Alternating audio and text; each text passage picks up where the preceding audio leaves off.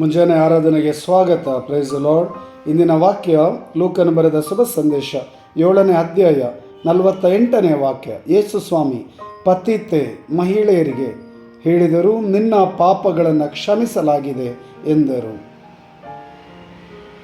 ಆನಂತರ ನಿನ್ನ ವಿಶ್ವಾಸ ನಿನ್ನನ್ನು ಉದ್ಧಾರ ಮಾಡಿದೆ, ಸಮಾಧಾನದಿಂದ ಹೋಗು ಎಂದರು.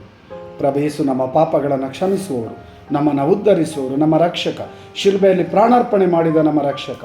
ನಾವು ಪವಿತ್ರ ವಾರದಲ್ಲಿದ್ದೇವೆ, ಯೇಸುವಿನ ಪಾಡು ಮರಣ ಧ್ಯಾನಿಸುತ್ತಿದ್ದೇವೆ. ನಮ್ಮನ್ನು ಕ್ಷಮಿಸಿ, ನಮ್ಮ ಪಾಪಗಳನ್ನು ಕ್ಷಮಿಸಿ, ನಮ್ಮ ಉದ್ಧಾರ ಮಾಡಿ ಆರೋಗ್ಯ, ಸೌಖ್ಯ, ಆಶೀರ್ವಾದ, ವರದಾನ, ಕ್ಷಮೆ, ಕರುಣೆ, ದಯೆ ನೀಡುವ ಪ್ರಭು ಯೇಸುವಿಗೆ ಸ್ತೋತ್ರ, ವಂದನೆ, ಆರಾಧನೆ. ಶಿಲುಬೆಯಲ್ಲಿ ತನ್ನ ಜೀವದ ಪ್ರತಿ ರಕ್ತದ ಕಣವನ್ನು ನಮಗೋಸ್ಕರ ಸುರಿಸಿದ ಪ್ರಭು ಯೇಸುವಿಗೆ ಸ್ತೋತ್ರ, ವಂದನೆ, ಆರಾಧನೆ. ಎರಡು ಕರೆಗಳನ್ನು ಹೃದಯದ ಮೇಲೆ ಇಟ್ಟುಕೊಳ್ಳಿರಿ. Hallelujah, hallelujah.